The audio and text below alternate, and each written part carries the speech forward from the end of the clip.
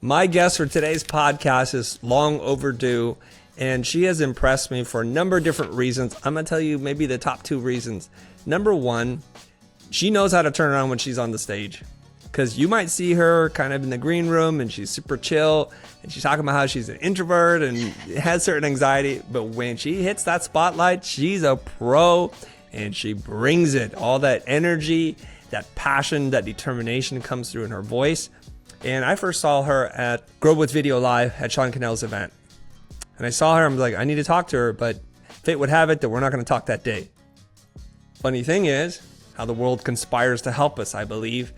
We meet each other in the green room for something that we're both doing. We're mentoring some young entrepreneurs for the UPS Inc. Magazine Challenge, and we're in the green room, we're chopping it up, and I just have this weird instant connection. You know how you like meet someone, you feel like I've known you for a really long time, even though it's their first time talking? Okay, number two, why I'm super impressed with this lady is she's really brave. She's like, let's do a podcast together, Chris. That's not the brave part. But she's like, come to my house, we're gonna meet there. And I'm like, you know, in this day and age of social media, you never know what kind of creepo is going to roll up on your house. You don't know me, and you invited me to your house. I'm like, but that's still not the impressive part. The impressive part, I'm like, I pull up, and it's a nice neighborhood. But as soon as I pull up to your address, I'm like, I know that's her house. I could just tell from the outside, the way it's designed, the landscaping. It's modern, it's clean, but it's warm and inviting. And I walk in, and it does not disappoint. Everything is in its place. And I feel like I'm walking into one of those model homes, you know, where the realtor shows you, like, you could buy a house like this one day. And I said to her, do you live here? Do you actually live here? She goes, yes, with child and husband. I live here. I'm like, this is impossible. This is impossible. Okay, Jasmine, welcome to the show. For people who don't know who you are, can you please introduce yourself and tell us a little bit of your story? Thank you so much for that introduction. It's one of the most personal introductions. And I have to say that what people see online and what they experience when somebody walks into my home and says, like you had said, I could tell that's got to be her home. That is the highest compliment, because I only want to be as much of myself in front of people I deeply care about and want to help. And so the fact that you saw that is the kindest thing you could say to start from the beginning. So thank you. My name is Jasmine Star. I'm CEO of Social Curator. I am wildly curious. I am a creator and I am an innovator, and I love empowering other people to believe that the impossible is possible, because everything I've set out to do in my life, for all intents and purposes, should not have come to fruition, and yet it did. And so I am a believer, and I want other people to believe in themselves as too. Okay, let's spend a minute there, but really, I'm going to tell everybody who's listening to this or watching this one, I'm just going to call it right now. I don't want to put any pressure on Jasmine, but I think that your mind's going to be blown, because the few times in which I've been able to sit in front of this incredible human, I've learned a lot, and she's so transparent about what's going on. It's as real as it gets. So I think you're going to learn a lot. There's going to be a bunch of unlocks for both of us, because we're going to talk shop. We are. There's so much I want to learn from you today. So I think I'm going to take our audience on for that journey. When you said that what has happened to you is really kind of implausible. So let's take us back there. Take us back to your childhood. Tell us the kind of pre-frame of how we can understand why it shouldn't have happened to you, but yet it has happened to you. Well, I mean, it depends how granular we want to get. So I am half Mexican, half Puerto Rican. And statistics show that over 60% of girls before the age of 18 who are Puerto Rican are pregnant. So already starting off at a pretty okay spot. And since then, having graduated at the top of my class, you know, I didn't learn how to read until I was 11. I tested horribly on standardized tests. Now, what I realized as a child was I was able to have conversations with people and I could connect disparate dots, but I was in no way, shape, or form what somebody would consider an academic. And so the fact that my parents homeschooled us, and so that's another crazy thing. It's like my father didn't graduate high school. My mom, or he barely graduated high school. They passed him. He immigrated from Mexico, didn't know English. They kind of just passed him through at the time, which was very much the case in East Los Angeles during the 60s and 70s. It's just get on out. And so he enlisted in the United States Marine Corps. That was actually how my father earned his American citizenship. So he entered in illegally, swore his oath to this beautiful country, and then earned his citizenship. And my mom is Puerto Rican, and she barely graduated high school. They never went to college. And so here for all intents and purposes, people are looking at my parents to say, I don't know how likely y'all should be the people educating your children at home, and yet they did. And so getting into high school, it was just this thing. I thought to myself, I don't want to be dumb. Even though I don't understand everything, I'm going to figure it out. And so I think that a pattern in my life, a pattern that has suited me well to a certain point, this is now at a point where I'm actually trying to break that pattern. But what got me here has been, I will not quit until I figure it out.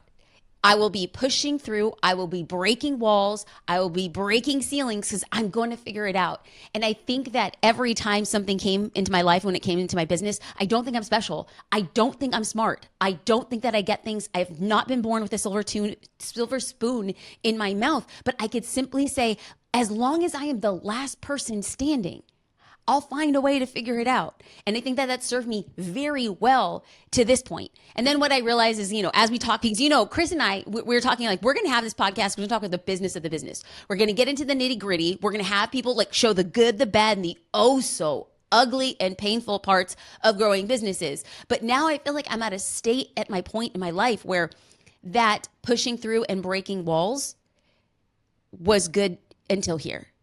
I actually have to break the frame of reality, because there's no way I can ascend to the next version without letting go of every preconceived notion about the thing that I thought made me who I am.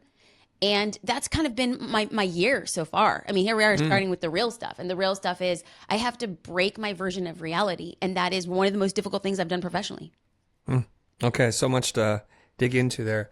I'm going to make an assumption you're not really into comic books and things like that, and comic book mythology. But there's a little moment I want to share with you here, and you tell me how much of a geek you are. Perfect. Okay. Bruce Wayne, Batman, has to replace Batgirl.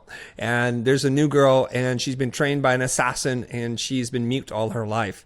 And what's really interesting about her is because she didn't have to develop language skills, she was able to study movement in ways that very few people could. So she can just look at somebody do something one time and be able to emulate it perfectly. So it made her a pretty deadly assassin, and Batman tries to bring her to the good side. My question for you is this, is if you didn't learn to read till you're 11, which is really late, everybody, I think you developed other skills.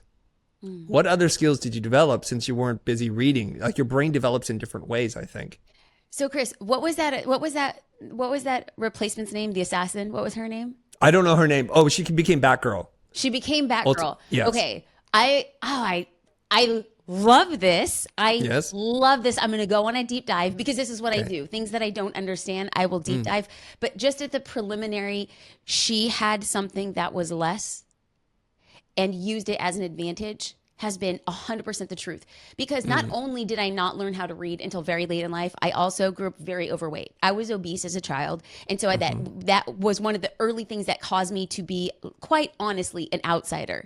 I was made fun of, but not in a way that says, oh, it's going to break me. I was made fun of, and that taught me quickly to be quiet, stand against the wall, and have nobody notice you. And because that happened, it empowered me and heightened my skills to watch the way people behave. So that's why when you spoke about how she was mute and she could emulate a movement, I became very good at emulating movements. I became very good at finding patterns. It is one of my greatest assets as an entrepreneur. I can see a pattern. And once you trust your pattern spotting abilities, you can then really trust your anticipation ability. You can predict things based on patterns. And that is a huge skill to have as an entrepreneur. Wow. Okay, so maybe you didn't read words, but you read people. Oh, yeah, Chris. The subtext, the micro expressions, body language. Yes. And so you're reading on a different level. Okay, so you're homeschooled, which is kind of crazy, from parents that barely passed high school. Why did they choose to homeschool? That's a curious decision. Mostly it was where we lived. And so my dad is one of the hardest working men I have ever met in my life. It was very common for him to work 4 jobs at a time. And we did not live in good areas. And that was just the truth. And my parents were very protective. And they didn't like that we would have to go to school with metal detectors. They didn't like that on our streets there were drive-bys. Like, they didn't like that when we went to the post office, there was literally a drive-by. My sister and I were sitting in the front seat. My mom, who was pregnant, threw us to the base of the car and then covered us. And like, those early fundamental memories, ideas really shaped the decisions that my parents made, and said, if our kids are going to have a shot of not staying here, we have to create and inculcate and create their own world in our apartment. And that's what they did. I see. Okay. And so at what age do you then enter into public school? 14. Okay. Tell me about that experience. What was day one like? It was crazy. It's got to be. I don't even know how to deal with this. If I'm we telling talk you right about, now. I'm if we sweating talk about just like thinking about it. Comic books, this is literally like a hero going into a different planet. Like, and the planet functions so much outside of what you could ever consider to be normal. Like, I had never been around thousands of students, thousands of people my age. I had never gone to a locker. I had never had bells ring that indicated that we were going to go from one classroom to another on the other side of campus. I had never heard of people like raising their hand to go to the bathroom. I mean, when you think about like human conditioning and training, it hadn't existed until that point. Like, the first time I got a slip to go and visit my counselor in one of my classes, I was mortified, and then I was terrified. And so I, walked over and I was like, I'm in trouble. I did something wrong. And they're like, okay, well, we got to just make some schedule changes. So here's your new slip. And I get my new slip and I'm like, what is this new slip? What does it mean? Like, so everything that anybody would think was normal was entirely and wildly new.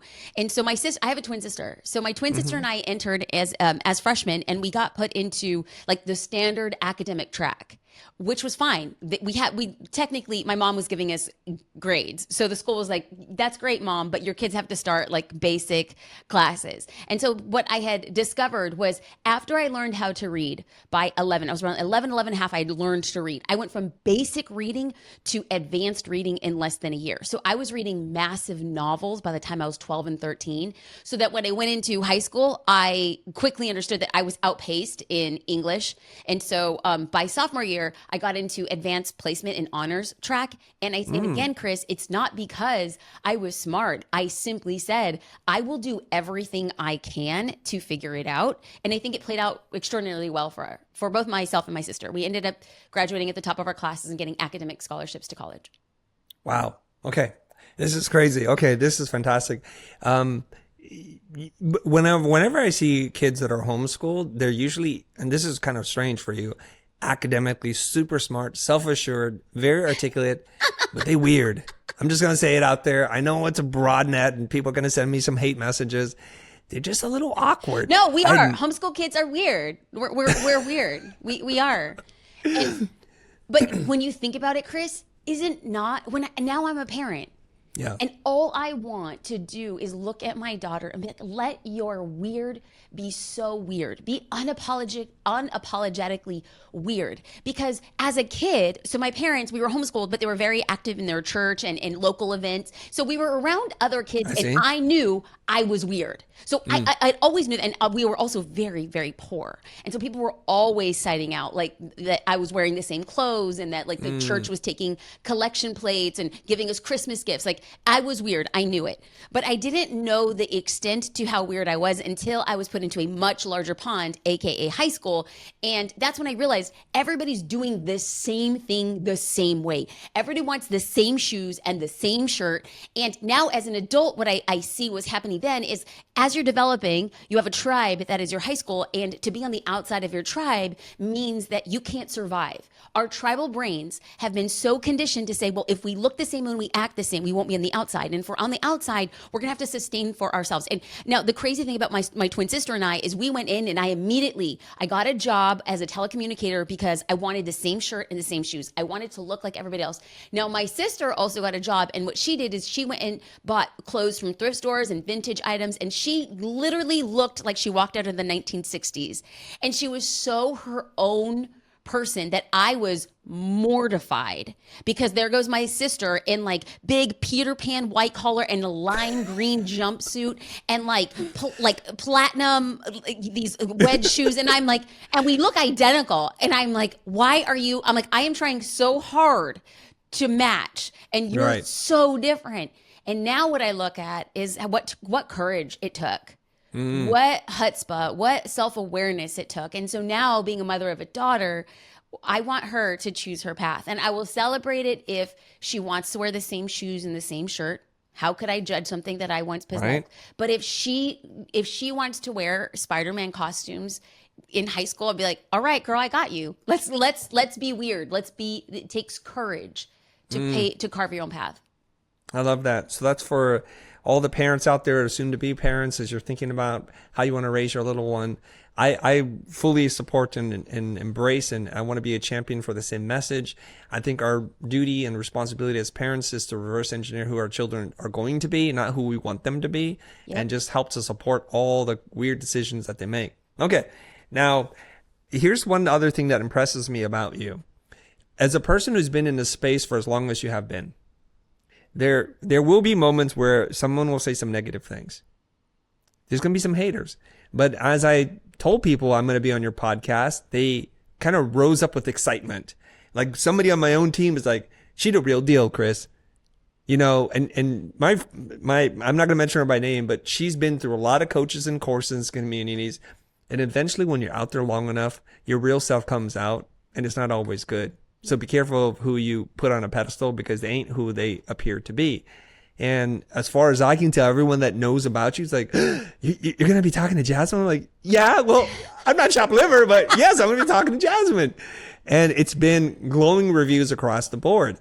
What do you think you've done to maintain that sterling reputation? It goes back to channeling the very thing I admired my sister for having years earlier, is having the courage to be yourself. Just 100% yourself. I don't think that people like me because we agree. I don't think that people like me because I say really nice things. I think people have a deep respect for what I say because I believe it to my core. I believe it is my truth. It doesn't make it right or wrong, but I'm unafraid to exactly say what I'm thinking and how I'm thinking. And for better or for worse, I don't use a lot of words. I will say it exactly how I see it. And sometimes it rubs people the wrong way. I know I'm not for everybody, but for somebody who would really appreciate hearing the truth, like unadulterated, and just saying, like, this is what I see, and please correct me if I'm wrong. That's power. When I say I don't agree with that, I don't agree with the way that this is done, I am an advocate for this. It really just, and then not just saying because I'm a researcher. I promise you today, sometime today, you're going to get a text message with the name of that mute assassin. And I promise you, I'm going to find more parallels between her and I, so that in the future, when we do another podcast, we'll be able to make that reference point and have it as an anchor point, because I just go in and then I figure it out. And then I say, is this true or not true? And if it's true, you're going to hear exactly how I feel, exactly how I feel and why I feel that way. I think that's empowering to a lot of people. I think so many people struggle with that, about showing up 100% as yourself, and worried about, oh, is somebody going to like this post, or that didn't get engagement, and what's the blowback going to be like? And so they're just so busy hiding in public, which kind of boggles my mind. But you are more the exception than the rule. If I were to look across the social media landscape, especially people in our space, I would say like 80% of them are pretending to some degree. Some 100% pretending, and some just a little bit pretending. And so what can you say to those people who really are on the fence and are going to hear this message, and it's going to stir something inside? What can you say to them right now to give them the courage to stop pretending and show up as 100% authentically themselves? Well, I wouldn't particularly say or identify with somebody who's inspirational or motivational. I wouldn't even necessarily identify as somebody who is like an advocate to make people feel really great about their decisions. What I will say, which will likely rub somebody the wrong way, is if you have an inkling and you're listening to this now, and Chris just said that not everybody is 100% themselves, and I happen to be the exception to the rule, is that immediately what we do, our brains, immediately, it's science. We want to keep ourselves safe.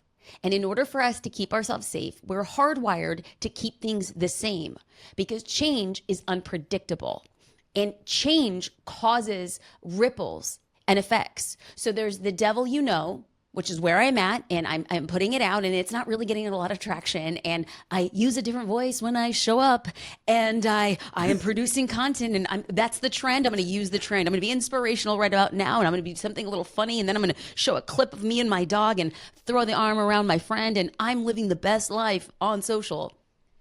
And if you feel that already, and you know that what Chris hit and resonated, then all I will do is follow up and say, it is so hard. It is so hard for you to be entirely okay in your own skin. And it's never been harder before. In human relations, like if we go back to our ancestors and tribes, we hung out in small groups of people.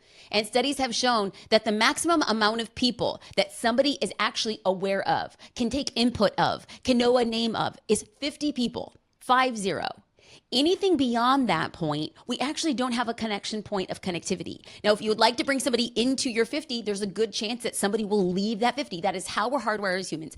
And then social media came along, and what it did is it magnified not our 50, but to 5,000, 50,000, 500,000, 50 million people. And now what we have is we have the ability for somebody to have an opinion about something we wear, something we said, how we looked, how we danced, a mistake we made, and it feels so much more amplified because here again, science and studies have shown that we have a tendency to listen to something that's negative than positive. And so if you're sitting here and you feel like, yeah, maybe I can be a little bit more myself, I am here to tell you it will be harder than you think. Not because you're not doing anything spectacular, special, or different than what you've always done. More people are going to be looking at you. But one thing that I go back down just to my root is I would rather be made fun of. I would rather have somebody not like me. I would rather have somebody criticize me for me being 100% of who I am than a shell or a copy of who they think I should be. Because if and when, anytime you put something out there, it will come back to you. Because when somebody has an opinion about you and it hurts your feelings, how devastating to have something hurt your feelings for you not being 100% of who you are. I would rather somebody say, I cannot stand the way she talks, the way she looks. I think she's a crook. I think she's fake. I think she takes people to the bank. And I'm like, well, I'm 100% me. And there's a group of people who have gotten very distinct results on the back of the things that I've been applying. If that has not been the case for you, or even worse, you would like to have an opinion about not having done the work about me, you can do that. But we're just going to choose to disagree. And that level of fortitude only comes on the back of, I know who I am and I'm going to be 100. And if you're going to like me, great. And if you're going to like me, great. It's not going to stop me doing what I should be doing. Woo. All right. It's on fire right now. It's like there's a little smoke in the studio. You guys smell that? I think something's burning. Yeah, that's your ear and your brain. Excuses. We're burning excuses. We're burning excuses, Chris. Yes. Preach. Okay. All right. I could probably spend a lot of time sitting here and unpacking the mind that makes the person, and we could spend, I'm saying this in all sincerity, hours talking about this, but okay. I know I would beat myself up later if I didn't get into the business of the business a little bit with you. And that's a line that you use on the podcast, and this is where I'd love to take you, and hopefully if, whatever I ask, if you don't feel comfortable, we can move on and we'll edit that out. Okay. But I imagine just based on our conversations, there's probably not too much that we're going to get into. Mm-hmm. Tell me about the business that you're in today, because I know at a period in time, you're a photographer, but you're in a different line of business. How do you describe it? So I'll start here, and probably not what people had expected, because I think when you come on a show like this, it would be better to have my crap together. I think it would be better and a hell of a lot more impressive for your listeners to be like, dang, Chris, you got this gangster. And I'm being like, okay, so what I will say yes. is 100% my truth. And I'm doing it because I want to document it. I'm doing it because I firmly believe, Chris, in 5 years, we're going to look back at the conversation and we're going to say how little and how small we dreamt, how finite our thinking was at the time. And so what I will say, in order to actually say where I'm at right now, was it feels like, and is genuinely have been the case, every 5 or 6 years, a big, massive change happens in my life. And that's my number. My number is 5 or 6. Yep. And I started off my career as a photographer. I was at UCLA Law School. My mom had a relapse with brain cancer. I was so unhappy. And I thought to myself, my mom was 40 years old. She'd been given a death sentence. And I was like, I'm 25. What am I going to do for the next 15 years? What if I die in 15 years? And then I thought to myself, what if I die in 15 minutes? Like, what am I doing? And so I went deep down and I said, I want to be a photographer. And I didn't own a camera. And nobody would ever look at me and think, there goes a creative girl, not remotely. And at the time, this is 2006, blogging becomes a thing. And I start reading about other photographers, just like the daily interactions of their business. Now, this is pre-social media. This is people just writing about what it is they're doing. And I'm figuring out what special person can start a business. Like, who are the special people? Because at this point, Chris, I had never known a single person. I was 25 years old. I had never known a single person who started their own business.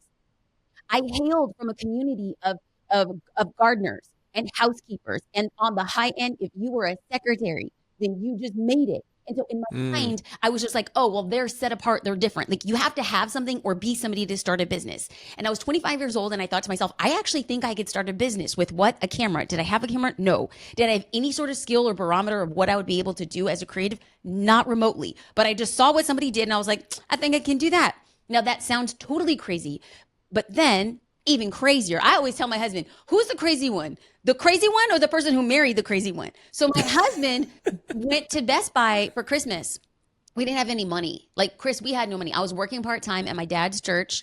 I had just left law school. My husband was with his startup at the time. We were literally, I want to say we were living paycheck to paycheck, but no, we weren't even doing that because he was getting commission from sales. And like, whenever that paycheck came in, oh, good, we can go out to Taco Bell for dinner. Other than that, it was not anything. Like, it was so unpredictable. And so I took what I could, which is just practice.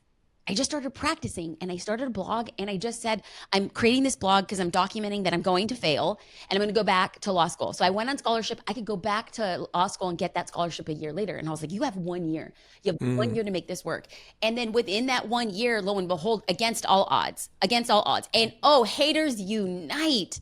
There is no greater hater than a creator who is better than someone else tear that person down. And them, because they got something that they believed they were deserving of. So case in point, my first year of business, I made $100,000. And to me, in my family, being first generation Latina, that was unheard of. That was the craziest thing to ever exist. 26 years old, making $100,000, game over. And what happened was, because I was so open on my blog and I was literally giving the framework of what I was doing, people were so upset because they had programmings, they had albums, they had agents, they had all this other stuff, and they weren't making $100,000 and my work wasn't good. And here's the thing, the reason why when somebody said, oh, your work sucks, the reason why it hurt different than it does now was because it was true. My work did suck. And I knew enough about the art that I knew my art sucked. And yet I was able to sell what I was doing by being a creator. I wasn't selling my photographs. I was selling the photographer. And better or worse, my clients loved it. My competitors hated it. There was a whole group of people for well over a decade, who set apart and said, we're going after her. And that was hard.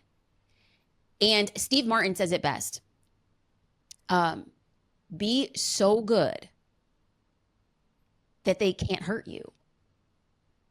And I got better and I made more money and I started documenting the journey.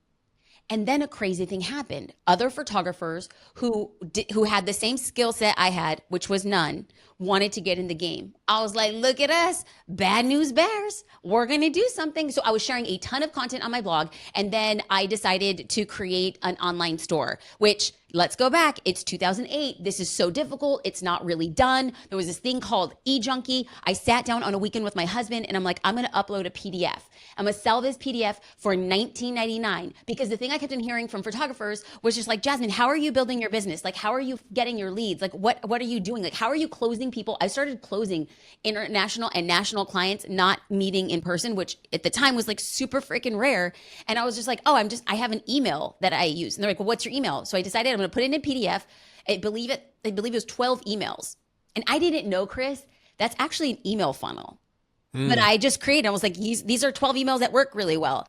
I sold them for $19.99. I put them on a store. I went on my blog and I was just like, so if you guys want these emails, that was it. If you guys want these emails. And within 12 months, we had created around another $200,000 revenue stream. And that was the first time that I started realizing there's different levels to the game. We had a revenue stream by the clients we were booking, and then we had this new revenue stream by selling a digital resource. And then at the time I just started, people said, well, we want to see your posing and we want to see you in a meeting. And so I started selling videos, like 4-minute videos, 5-minute videos for $2.99 that they can download and watch. I feel wow. I feel like that was like probably like a 3-year chunk right about there. Yeah, that was from 2006 to 2008, I believe. Yeah. Mm-hmm. And so then around 2009 and 2010, other people start seeing what I'm doing and how I'm getting lead generation. And they asked me to start doing that for their businesses. So I would write and I would create content for third parties in the photography world. And then I realized, okay, I'm trading time for dollars. And I'm very distracted. And so I said, okay, I'm not going to do this anymore. I'm going to focus more on my business. And they said, well, can you teach our team what it is you're doing? And that was the first time I ever understood really what a consultant was. And so I was like, wait a minute, you're going to pay me to tell your team what to do. And then a month later, I'm going to come back and we're going to see like what they did and how we make it better. And they're like, yes. And I was like, sign me up. So started that. And that you could see how you just start seeing like these tiny little things that happen in about 6 years. And so around 6 or 7 years into me becoming a photographer, I realized I actually don't want to be a consultant because I can only take on so many clients. So we had 3 revenue streams at this time. We had consulting, we had taking care of my clients, the clients that I'm booking, and we also had the digital store. But in addition to this, I am creating content daily, long form content daily, to just share people about my business, where I'm at with the journey. So I was blogging, a long form blog every single day. And so we had around 25,000 people hit that blog daily. And I knew, okay, there's something here and I got to hit it hard. But 2010, 2011 happens. That's when Facebook and Twitter really get open to the masses. And that's when I knew things were going to shift for me again. Okay. So we're here. Yeah, we're here. So I understand this business. Great. And I love the evolution. Great. And how you keep yourself open to new opportunities. And you keep kind of blowing, I guess, the ceiling off each time. Like, I get paid to think. That's pretty cool. But you keep coming to the same conclusion. Like, is this a good use of my time? Absolutely. Right? Absolutely. Okay. And so then what happens between that year, it's like 2010, 2011 to about 2013, this is when Instagram also gets introduced in a very big way. YouTube gets introduced in a very big way. And so with every new iteration and or platform, now there were other things that were coming out too. Vine came out during this time. Meerkat came out during this time. Like Meerkat was like live broadcasting, which is now what we would consider like Instagram live, but you can only do that on a separate app. At the time there was Meerkat or there was Ustream. And so everything that came out, I became a quick consumer of it. I'm like, I need to learn it. I need to understand how it translates into growing businesses. Because first and foremost, I needed to grow my own. Secondly, I needed to teach people by way of digital resources because it was a revenue stream that if I created long form content to educate, that somebody would pay me $9, $10, $20 for this information. I would also apply it to my consulting clients. So understanding it. And then all of a sudden I realized that I was burnt out. I was doing so much and I was like, okay, there's got to be something different and there's got to be a different way.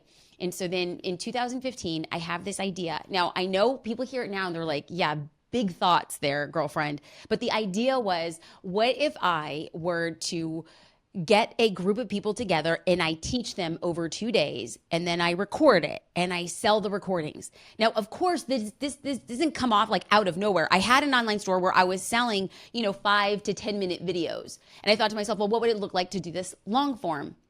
And so oh Lord have mercy. This is one of those like tsunami moments in life, but you're like, I think I just sacrificed everything. So it's 2015. I do a live event. The tickets are $1,000 and it's a 2-day branding event. It's in Los Angeles and we wanted 50 people to attend.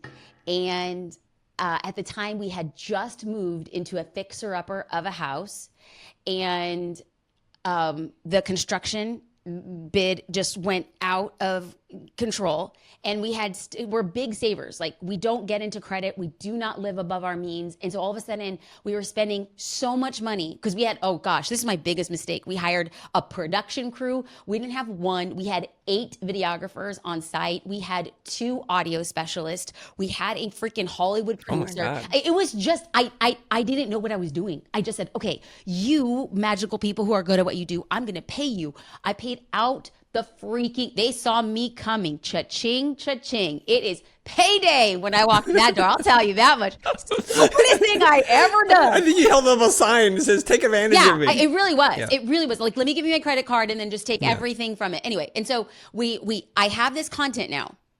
I have 2 days worth of video content, and I have this idea, like, I'm going to create a course. I have no idea how to create a course. I have nothing. And so then I come across the internet, of all things, just some random search around this word called a mastermind. And I was like, what's a mastermind? That was weird. And so then in it was an invite. It was a blog post, and it said, if you want to learn more about what you need to do to up-level your digital business. Now, at this point in time, I didn't realize that there is a difference between having an online business and having a business online. My business was online. Like, you can buy something from me. Ta-da, you're online. But having an online business is different in that you've created a machine that is creating opportunities and money and growth by starting with one point that extends through the entirety of the point, instead of a singular one-time transaction without any sort of follow-up, upsell, LTV, anything along those considerations. So I started getting really interested. Up until this point, I know nothing about digital marketing. I know nothing about the digital world. And so I joined this, I didn't even know. They just called it a live class. They called it a webinar. I'm like, I don't even know what this is. My husband and I are in the kitchen and we're cooking, we're making dinner, and I'm watching this live class talking about things you need to do in your business. And I can see, like, we're sitting then at the table then, and the pitch is coming. And my husband says, oh, I think this is going to be expensive. I was like, me too. And I said, I think it's going to be $5,000 to join this 1-year mastermind with this guy who I just met on the internet that night. I was like, ugh, I'm like, that's a lot. And JD's like, no, I think it's going to be 10. I was like, you're crazy. There's no way that some charlatan on the internet is going to ask somebody to pay him $10,000. So we're sitting there, we're on my laptop, we're watching this over dinner, and he pitches and he says, and this, join us for a year, and it's $25,000. I slapped my laptop shut like it was Satan poking his head out. I was like, no, what? This is crazy. I was like, this will be crazy. This is the stupidest thing I had ever heard. I was like, who's so dumb? Who is so dumb? So then we're washing our dishes. It's quiet. And my husband says, you're thinking about it. And I said, I'm thinking about it. And he's like, okay. Next day, I said, listen, you have to pay $1,000 to apply. I won't make it. I'm like, I'm not going to make it. I'm not going to make it. I paid $1,000. I get the interview. I'm invited to come to the mastermind. My husband's like, see, I told you you're going to be there. I was like, yeah, but they just want my money. I'm going to get ripped off, but I'm still going to go because I think this thing can up-level my business. Suffice it to say, I had spent $25,000. And in there, now, to be clear, a mastermind doesn't teach you what to do.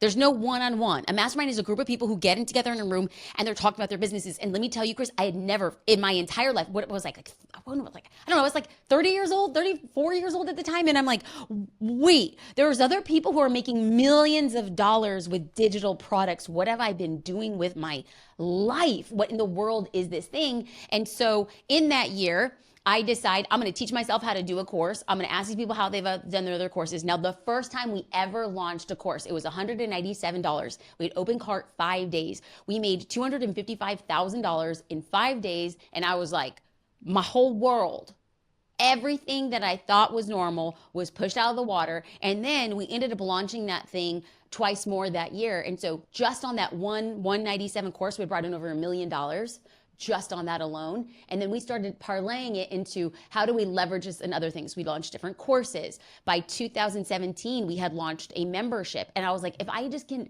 500 people to join this membership, it would be so great because we're diversifying our product suite and meeting people where they are. We launched it, 2,444 people sign up on day one. And I'm like, oh my God, something's going on here. And then in 2021, we decide to turn the membership into actually a SaaS platform. We needed to be on our own tech stack. We needed to integrate with every social platform because what we do is we empower small business owners to create their marketing, schedule it, plan it, be a part of community. We have courses on the inside. We have challenges. And so this is basically what we call for the small business owner, your digital agency in your pocket. Everything you can do for your business can happen on your phone, and we want to facilitate that and make that easier. And so if I ended it there, I think it sounds really, really like great and be like, okay, this is why I have Jasmine Christelle show. Like, this is why. And I just want to be very clear because you get to that point, and at the time of this conversation, I'm on year 6 of what is social curator.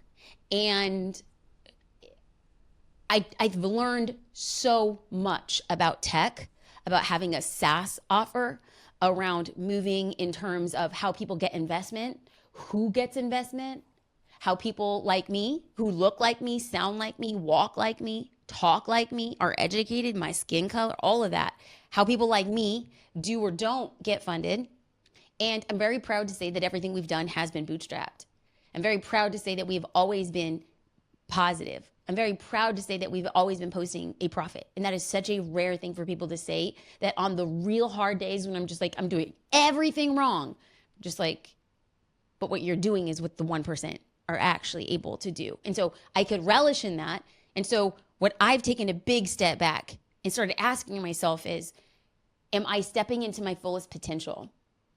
And it's been very hard. And I don't really want to talk about it publicly, but I absolutely will. And I don't think at this point in time, I am stepping into my fullest potential.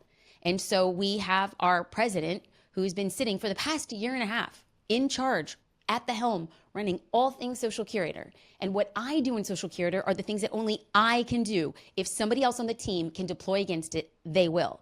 And so I do business coaching on the inside of social curator. I will do promotions of social curator. And that is the extent of what I now do in this massive business opportunity, which feels so good. There's so many people who are saying, yes, but how do I work myself out of the business?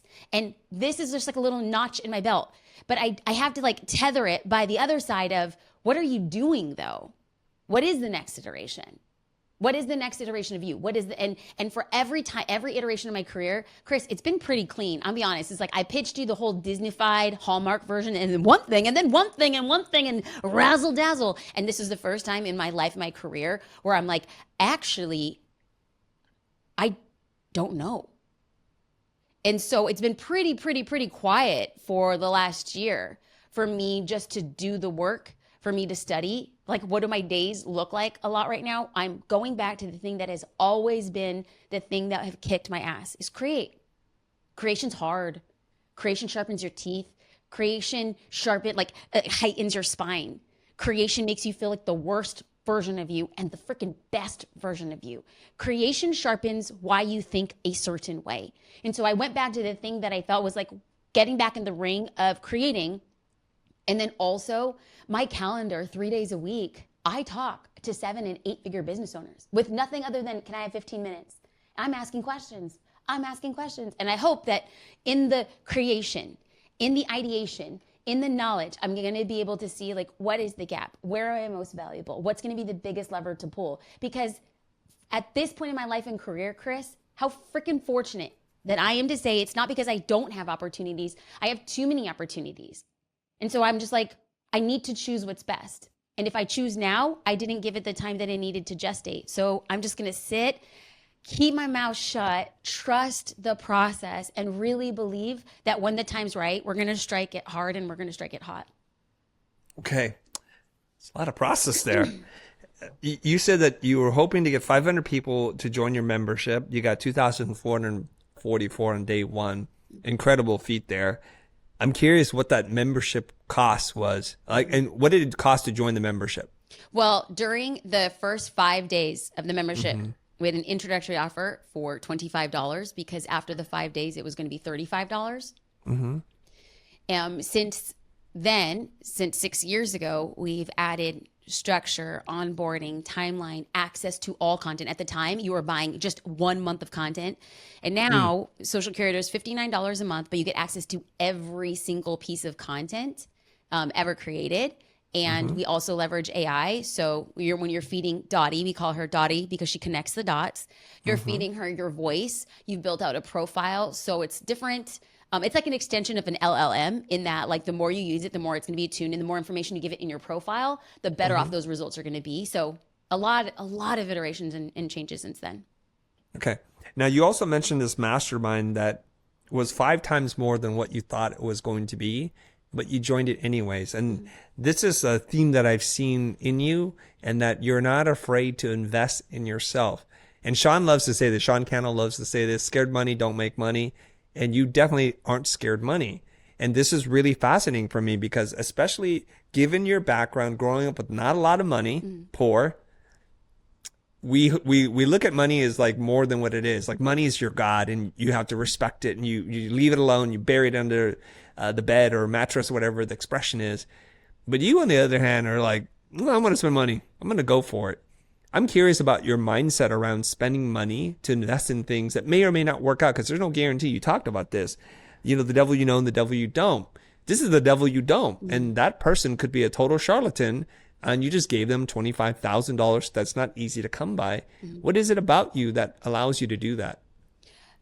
I know it, and I say this with all humility, but it's also that I hope that you know, and like people listening know, I do the damn work to figure it out. And so I don't say this to be like, I'm just like this. The amount of inner work and awareness that has to exist in order for somebody to make such a significant amount is that I have to accept that even if I pay a charlatan, I have something in me that will find an ROI on whatever that amount of money is. And I have to say, not every investment I've made in a coach, in a mastermind, in group coaching, in consulting, I can honestly tell you, I do not have the best track record, but what I can tell you beyond a shadow of doubt was in the process of that, I met somebody, or I created one thing that empowered me outside of them being snakes and I bought them oil. I found a way to make it win. And to be honest, Chris, I didn't know that was unique, that skill of I will make this ROI positive was a skill. I had the honor and the privilege of hosting my very own first mastermind back in 2023 and worked with 15 amazing entrepreneurs. And it's crazy to go from being in a mastermind to hosting a mastermind, because now you're looking at it very differently. And I started noticing that there was a cohort of people within it that were going to get an ROI regardless of anything I did or said. And then there were people who were hellbent on not getting an ROI. And they didn't see it that way. They didn't see that they made it impossible for themselves to get an ROI. And let's talk about that. Like this, because this goes back into any type of investment that you make in your business. If you're making an investment in your business because you hope that the person on the other end will tell you exactly what to do, how to do it, and when to do it again and again and again, you're actually not an entrepreneur, you're a student. You're just looking for somebody to give you the path there, and it will never work that way. And so how do you become ROI positive in anything you do is always look for the next lever and the next win. And it's not opportunistic. It's not opportunistic at all. I landed one of the hugest contracts for consultancy last year, not by going in and saying, this is what I do, but by picking up the phone and calling this guy and being like, hey, let's brainstorm. Like, what's going on? I'm like, have you thought about this? Have you thought about this? I'm like, okay, I'm gonna check back in 5 or 6 weeks later. I'm like, did you ever have, like, did this thing ever happen? Well, I didn't do it. Did you do this? Next thing you know, I'm being brought on as a consultant because he saw what I did. It trusted. This came outside of an investment that I made $5,000 to be a part of a group. And then I started picking off people. Hey, I think I can talk to him. Hey, I think I can add value. I don't go in pitching. I go in and being like, let's do something great. Let's do something really big. And oftentimes the blessing and the curse of the content I create online is that people will say she's a creator. Fine, call me whatever you want. But I will say that the content I create really doesn't position me as a go-to-market strategist or as like a brand professional as much as your content or anybody else's. So like, that girl really knows how to get your attention. Boy, one time on a podcast, they ended it and say, and if you ever want to see your booty shake, this is the person. And I was like, oh. And guess what, Chris? I cannot be offended by that. Because guess what? I had shaked my booty. There's no lie in it, Chris. There's no lie. It's just when you hear back the things you do, you're like, oh, wow. I have got it. I had allowed it to get there. Yeah. I had. And boy, was that just like a good course correction. And so what I've realized is that there's a dichotomy of like the content that people are seeing and then the people who value most and will pay me quite handsomely. And guess what? Is that my business? Is consultancy my business right now? No. Could it be? Maybe. I don't. Again, where am I at? I am letting things come to me and finding ways to create ROI moments. And I just look at admission to a mastermind, to an event, to a cohort as simply, I'm going to get in the room. Because for so long, and we don't have to get into the history of it, minorities and women and poor minority women have always been excluded from rooms. And so I just have to believe that if I can pay to get in the room, one day I will host the room. One day I will invite other people into this room. And everything that I learn on the inside of the room, I hold myself responsible to be sharing what goes on behind those closed doors because I have been given the 1% of the 1% of the 1% opportunity. So you bet your bottom dollar, I will be buying my way into those rooms. Okay, I know that you're a thoroughbred entrepreneur despite not having any entrepreneurs in your life in your early formative years, because what you say really kind of resonates with my entrepreneurial heart is that you and I, we can go in a room and experience something that's really lackluster, but walk away with some gems. That's right. And we'll work real hard to like pan for that gold, and it could be a couple of flecks, but we're going to turn those little flecks of gold into something much bigger.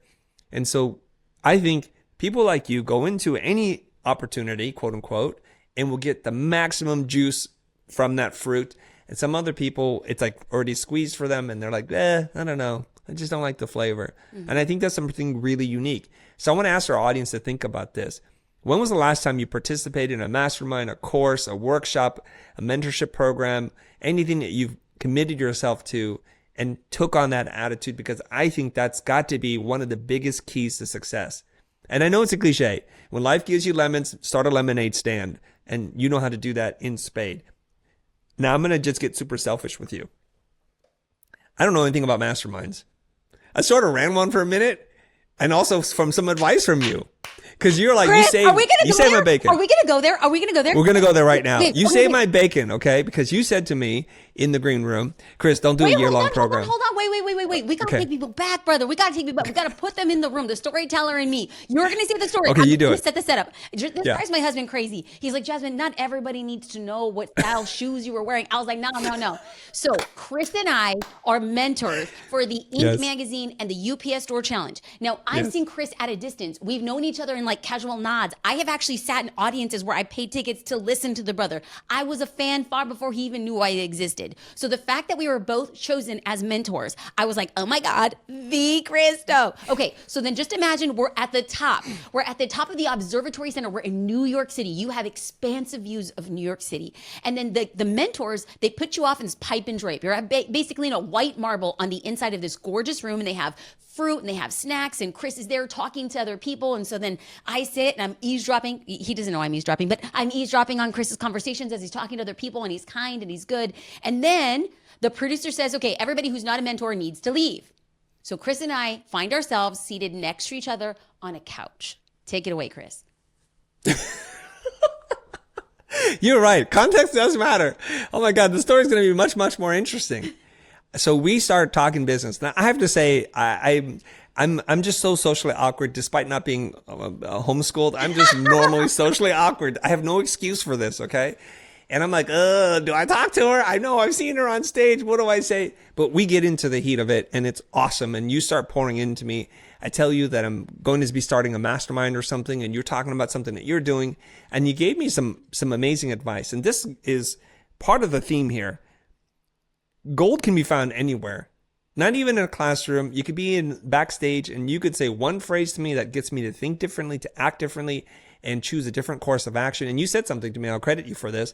Hey man, don't commit to a year. Try it out for 6 months. Just start the program, chop it in half, and just do it for 6 months. And I was like, God, that's genius. And I'm so glad that you told me that, because I would be somewhat miserable right now, still running my mastermind, figuring it out. And I'm glad that when that 6 month came up, I was able to get like some clarity and some space, and I'm still thinking it through. Now, as a person who's never enrolled in a mastermind, I guess I'm the opposite of you. Maybe I'm just cheap. I don't know. I just don't go for these things. And so you start telling me later on in our second encounter in person about how things are run. And I'm like, shoot, I need to learn from you.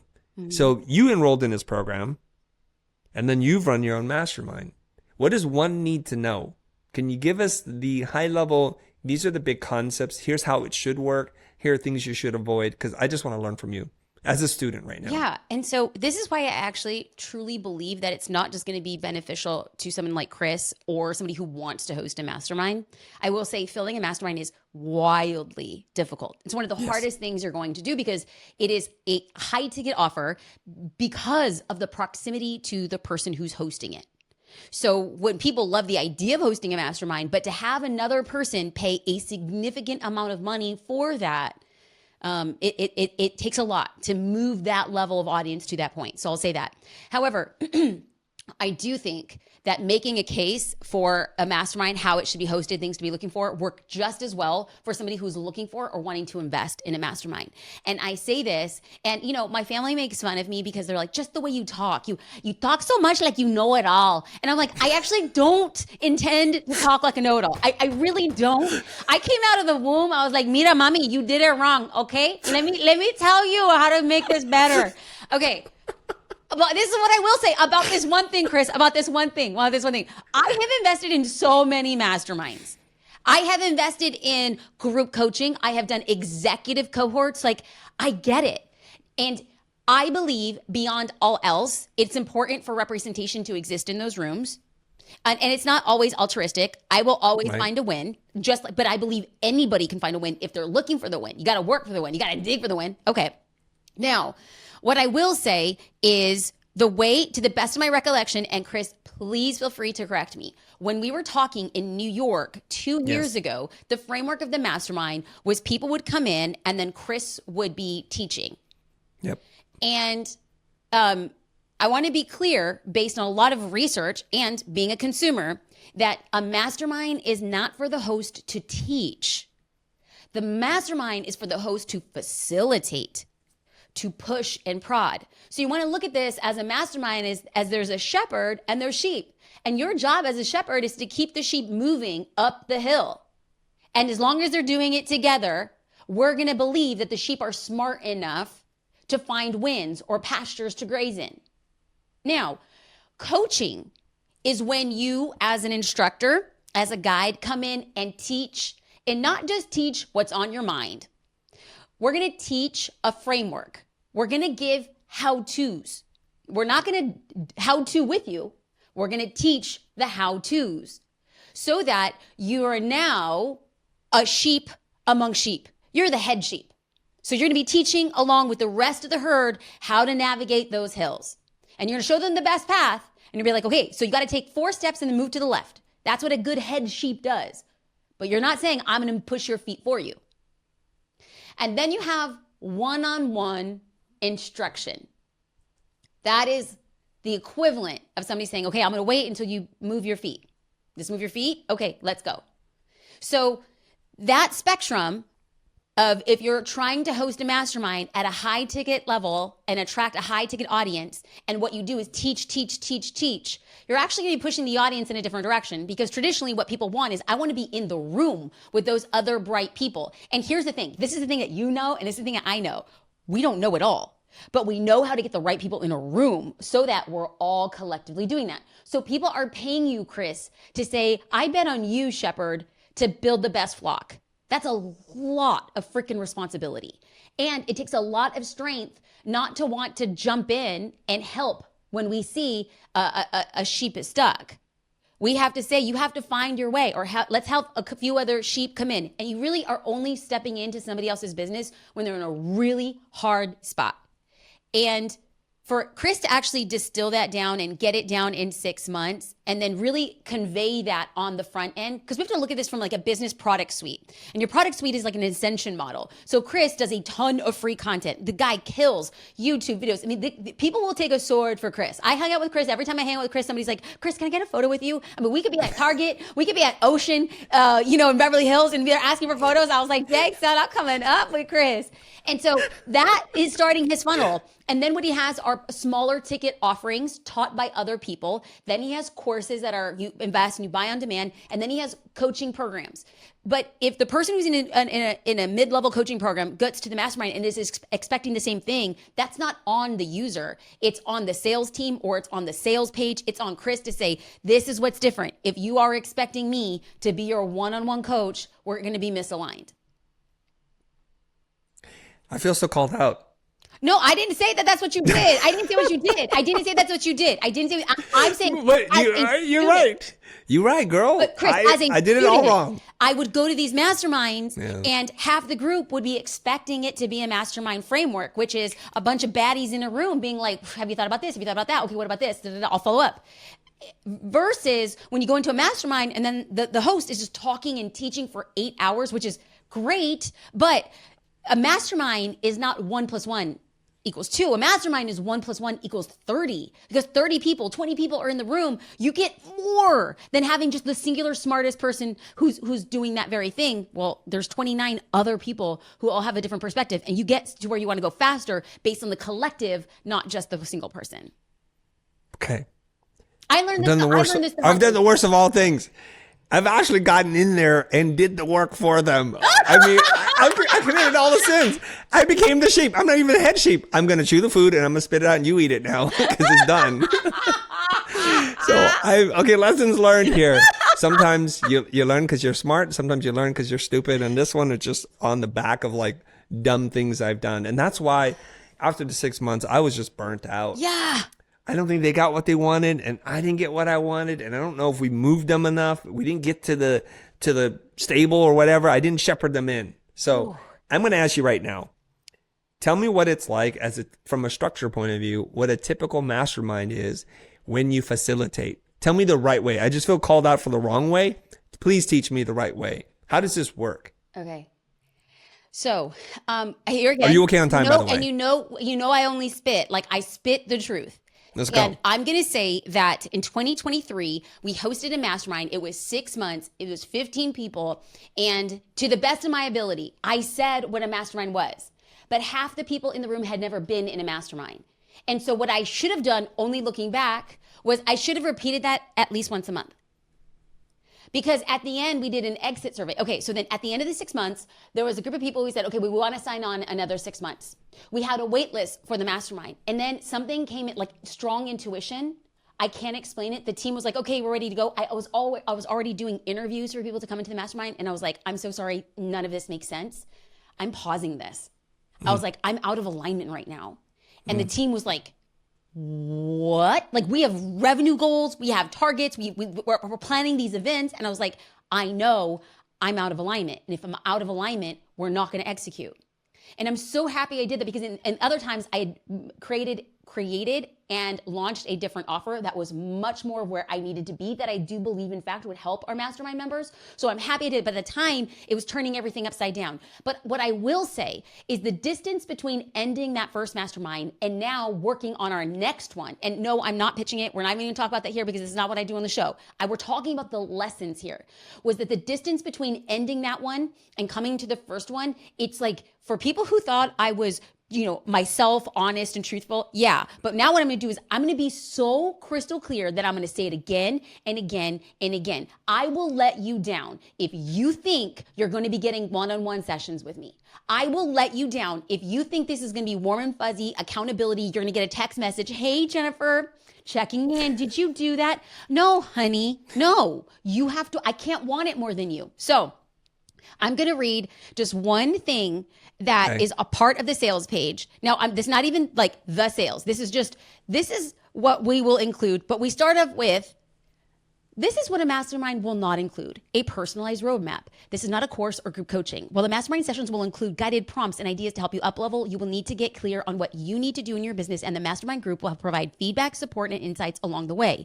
It will not include hand-holding. It is up to you to make the most of this mastermind and reach out to other members, share feedback and insights, and hold each other accountable. If you're ready to go all in, you need to decide on your own and be okay with exactly this.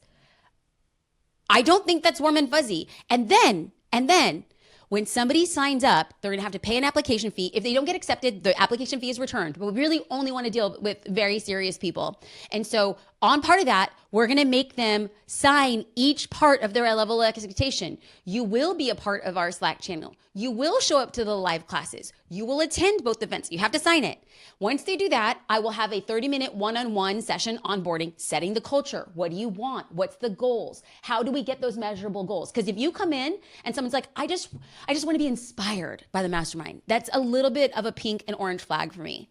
Because how do you define inspiration and how I define it are two totally different things. Now, can you be inspired achieving a specific goal? Yes. Now, in order for us to hit the goal, we have to know what the goal is. And that's what we're going to be doing in this onboarding. And at the end of it, we're making them sign an agreement. This is what I agreed to. Because at the end of it, there were some people who felt disappointed. Now, here's a perfect example. A person comes in with X business. And what this person wanted was to expand that business. Halfway through, this person realizes, oh, I can duplicate this business, go super niche in a market, and start bringing in revenue using the same team. And I hear that and I'm like, winning, good. That's where you need to be. But except by making that decision, what are you doing? You're using your current revenue to start up the new venture. So you didn't grow your revenue. And so now you're going to say that you're disappointed that you didn't grow your revenue in 6 months. And I'm like, how about we have a conversation in 16 months? How about we have a conversation in 6 months when you're doing double what you would have done before given the same time frame? I can't make you appreciate or think about the wins if you came in only thinking one way: I need to make more money. I need to get an ROI on this mastermind. Honey, you will get the ROI, but do you have the patience to wait after the 6 months? Because all good ideas, and then when you had this idea at month 3, were you really expecting to get it off the ground and make money in 3 months? What kind of businesses are we actually running here? And of course, I sound like I'm hot under the, I'm like hot and bothered. I'm not. I care so freaking much. I care about obviously my name and the offer, and I wanted this person to be happy with it. But I care that you think like a freaking winner. And thinking like a freaking winner means that you don't win every single day. Sure, maybe you're not hitting your revenue goal for quarter 3. Talk to me quarter 2 in 2025. Let's have a different conversation then. I can't teach you how to think. I can't teach you how to win. I can't teach you to mine for gold. I can't teach you to be appreciative. And so this time around, I was like, I'm gonna be very clear. I would rather have a mastermind with 5 people than 20 and 15 who had mismatched expectations. And so going in, it makes me feel free. It makes me feel light. I know what I'm doing. I know exactly who the guests I'm going to be speaking into, because what we're doing in this mastermind is 7-figure business owners only. I want to get us all in like a better framework so that we say, this is what we're doing and how we scale. And what I've known to be true is how you scale in your 7 figures is done in 2 ways. It is done in people and it's done in systems. That's unsexy and unglamorous behind the scenes work that very few people want to do. For people who are stuck below 2 million, it is only because of 2 reasons. You haven't built the systems to scale, or you haven't built the team to scale. And so what we want to do is get a group of people who are going to be between that 2 and 7 figure range. We're like, great, what is our goal collectively to get to 8 figures? Some of us will scale faster based on the depth and the breadth of our systems and our people. But who are we bringing in as guest speakers? People who speak to those 2 things. Not sexy, it's gonna kill. Okay. I'm excited about this, but let's say like I am not in a mastermind. I still want to know structurally how a call might happen. Okay, frequency. How many calls are you going to do? Okay, so this is what I'm going to say, and you know me. If you want to know what the best bike is, ride some freaking bikes, Chris. Like, get in a mastermind. Pay money. Care. Shock yourself. Shock yourself with what you're going to spend in a mastermind. That's how you're going to figure out the type of castle you want to build or the menu you want to curate. But I will tell you structurally. And here's the thing. Someone's going to hear this and be like, I would never. That's not what masterminds do. You're right. Because some masterminds, they meet twice a month. But generally speaking, most of the masterminds, I'll tell you the general framework of what most of the masterminds do. Most masterminds are 12 months. I personally think that's too long. We're too long committed. The people who are not getting results, and this is what always happens. If you have a 6-month mastermind, people start seeing results around the halfway point. We gauge ourselves according to a finish line. Move the finish line forward. You figure out how much more you can get done. This is what I've learned. So what happens is if a 12-month mastermind, around month 6, there's like a lot of movement. The people who are not getting movement, they turn into themselves and they either become complainers or they become very needy. And so what we want to do is make sure that we're facilitating a time and a feedback loop that people feel really supported. And so generally, a mastermind will be for a fixed amount of time. It will be a monthly call via Zoom. It will be 90 minutes to 120 minutes, depending on the size of the group.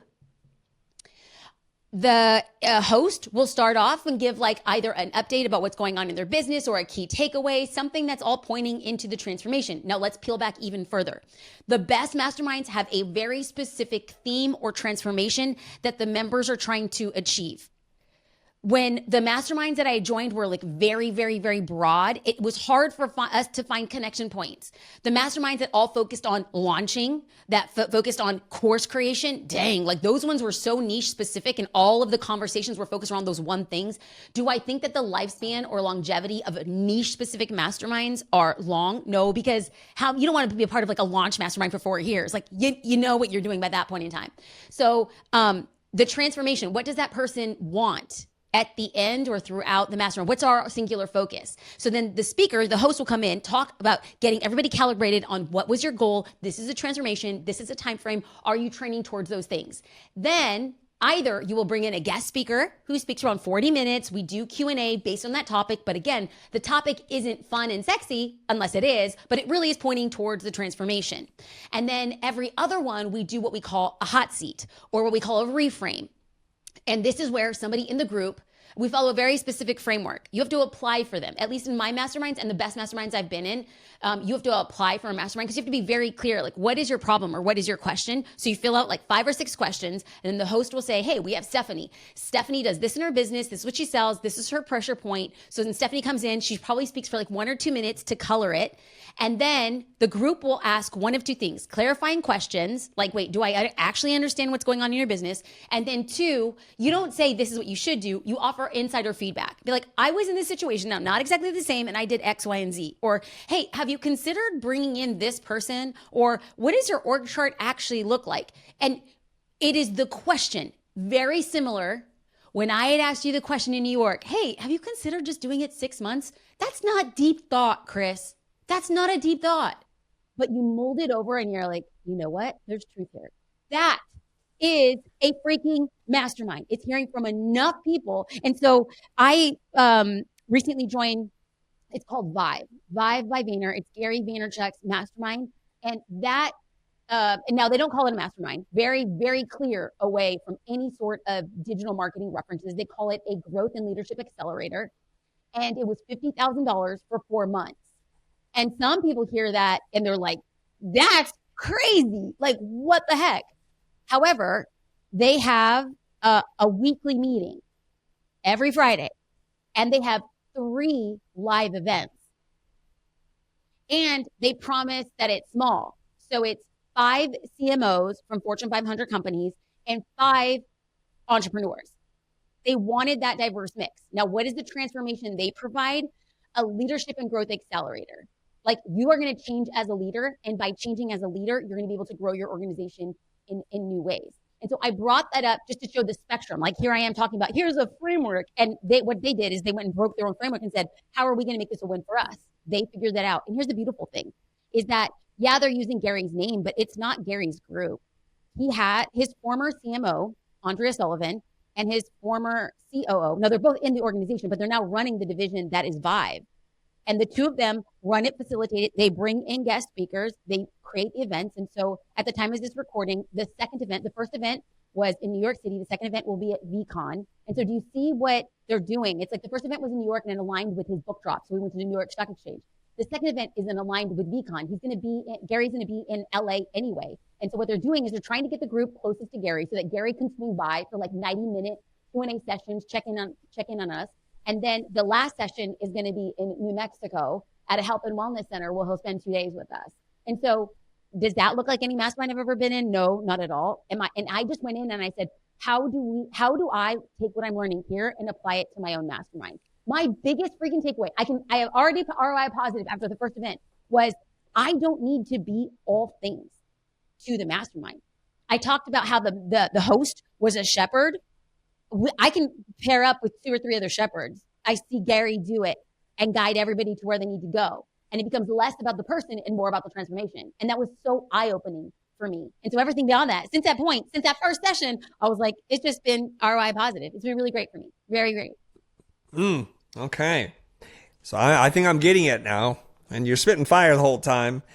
So I think the big kind of mindset shift for me is the mastermind isn't about tactical things, the how-tos, the step-by-step, or accountability. It's just asking a question to help the person reframe and find their own way. And if you select the right people, that's what they're going to value. If you select more process-oriented people, they're going to like, I don't know what to do with that because you're not literally telling me the step-by-step. So I've committed all the sins. Lesson learned. I'm going to slap my hand after this show and just kind of think about it because I'm so not ready to get back into it. But this brings a lot of clarity to me. I really appreciate you doing that and sharing so openly. Chris, I have a question for you. Yes, before that question, can I say one more thing? Yeah. Is there's a group of people who need you in more ways. And so I would just caution your timeline around when you're ready for it, because there's one thing will make a big difference. When you'd said it's maybe not all the systems and the exact how-tos, but based on the library of content you and your team have created, there's going to be people in the mastermind who actually need those very things that are already created. This is why at the end of my mastermind, I didn't renew, because I said, I'm getting so many questions around launching and our launch methodology because we've had so much success with it that I paused. I said, I am making a whole course on the exact SOP, standard operating positions, standard operating procedures, how-tos, step-by-step on how we launch, so that in the mastermind, when someone's like, but I'm really looking on like, what's the cadence of the flow? Great. Well, we have a partnership with ConvertKit. I'm going to send that to you. They're in my mastermind. I don't need to say that anymore. Like, oh, but I was really working on our messaging. Great. We have a whole course on messaging, or here's just this one unit. So now the team was going to be able to look at the swath of our information. And for somebody who we can serve with a high piece of robust content, we'll send it to them. But we do not need to be the disseminator of it. I think you're really well set up for people who need that support based on your content already. So I would just say, whatever time that you think, ask yourself, how do I want to be in a group, and what do they need? What is the transformation that I'm pretty sure they can get on their own under my guidance? I think that will get you to an answer and hosting one really soon. And I think you should get in one. I do. Okay. I don't know why, but I'm so reluctant to do it. I hire people for one-on-one teaching and coaching, and I'll pay a lot of money for that. And I'm just kind of guy like, let's just scrape. I can learn everything I need to learn in 30, 45 minutes, and I'll be able to execute. Now, I do the same. Yeah. But there is something to be said. Like if you went in and it was an experiment, you're like, this is just an experiment. It's just an experiment. And you take what you take and you leave the rest, and you figure out, oh, I hate this so much. And then it makes your mastermind better. Everything's a win. Everything's a win. Okay. Running out of time. I want to ask you the question, which is with Gary's Growth Accelerator, you said this weekly calls. Are you on every call, and are you getting value from it, or do you even need to get value from it? Oh my God. Okay. Oh, okay. Well, here's the thing. I spit my truth, and I would never say something to somebody that I didn't say something to that person directly. Yeah. Okay. So they lay out the weekly schedule of calls, and they have people like Damon John and Bobby Brown. They had their Vayner AI team. They had their Vayner LinkedIn growth team. And so every week there is a different guest. Now, Andrea and James did a check-in. Now, I was talking to JD and I said, listen, I love these guest speakers. I think they're all amazing. But I think that the ROI on learning about growth for, say, X company, while impressive and good, it's not really moving us like towards a needle. What I wish, if they were going to have such a diverse spectrum of speakers, would be that each speaker answered the same set of questions. Because then what we would do as the listeners would be able to get the different answers and then distill them so that we can apply them to our business. But everybody's kind of come in and they've done their own thing, which is not bad remotely, but it's very similar to the content that you're getting at like a conference. And so I told JD, I was like, do you think that I should like go back and let them know that it would probably be really more valuable for us to have more time with myself and the 9 counterparts because they're freaking brilliant people? And he's like, no, like pace it out. And so then I was like, but I'm not sure if I'm going to go to like this session or this session. And he called me out and he said, if there was somebody in your mastermind who came to you and said, hey, here's ways that we can get better, and they didn't show up to the calls that you'd provided, he's like, you would feel a certain way about it. And I was like, sure, I would. And he's like, so if you're going to come, you need to experience so that they know you were fully committed. And then preemptively, because they're freaking amazing, they had a check-in call. Andrea and James are like, what would you like to see different? And I said, I would love to I love the speakers, but I want more time with the people. Like I want to learn from them. And they said, you know what? Everybody we've spoken to has said the same thing. They're like, we're learning. So this is their first maiden voyage. And what they're doing is they're adding more sessions. And then the next time they do it, they're not going to have as many guest speakers. But hey, what does this show everybody? What did you learn on the back of your mastermind? Things to do and get better. What did I learn? Right. I learned a hell of a lot of things I'm going to get better. I thank the people who did my first mastermind. I thank them. It is not easy being the first crew. I thank them desperately. And now I'm so honed in the second group, game over. And now what do I see by people I deeply respect? People who have hundreds of millions of dollars in an organization, and they're saying, we're learning and we're getting better. That's business. That's business. Okay. That was fantastic. I know we could sit here and peel back every single layer. Let's make it happen. I'm going to drive down in Pasadena. It's going to be like an 8-hour podcast, guys, a live broadcast. It'll be a ticketed event. You're going to sit there with Jasmine and we're going to unpack her entire brain and I'll be drawing on the whiteboard. If that sounds interesting, you comment on this video, share it somewhere and say, we want that. We want the 8-hour session. I'll totally forget about this prompt because people are 8 hour and I'm like, what are they talking about? And I won't remember, but we'll be able to listen back to this moment. And you know what's really interesting is you said every 5 years there's a reinvention, kind of recalibration. You're in the recalibration mode. I totally deeply respect that. I love how you work, how you're able to delegate most of the business to someone else so that you have this time to think about what the next 5 years are going to look like. And we're in a time of massive disruption and change. And so I would kind of raise my eyebrow at you if you're like plowing straight ahead without really thinking, reflecting. We're in the same space. So there's something about you that I just feel like there's a connection. Even when you don't speak, I'm like, I think I get her. I feel the same way, just at different speeds and the way that we're doing it. I admire you. I respect you. And I'm so appreciative of your time. Thank you for sharing and pouring and spitting your truth. I don't know what else to say, but just once again, say thank you for doing this with me. I truly adore you. I think there's people that you meet and you just think like, man, they're better than you thought. And then JD, my husband, business partner, met you in our kitchen and he's just like, Chris is somebody you just want to hang out with.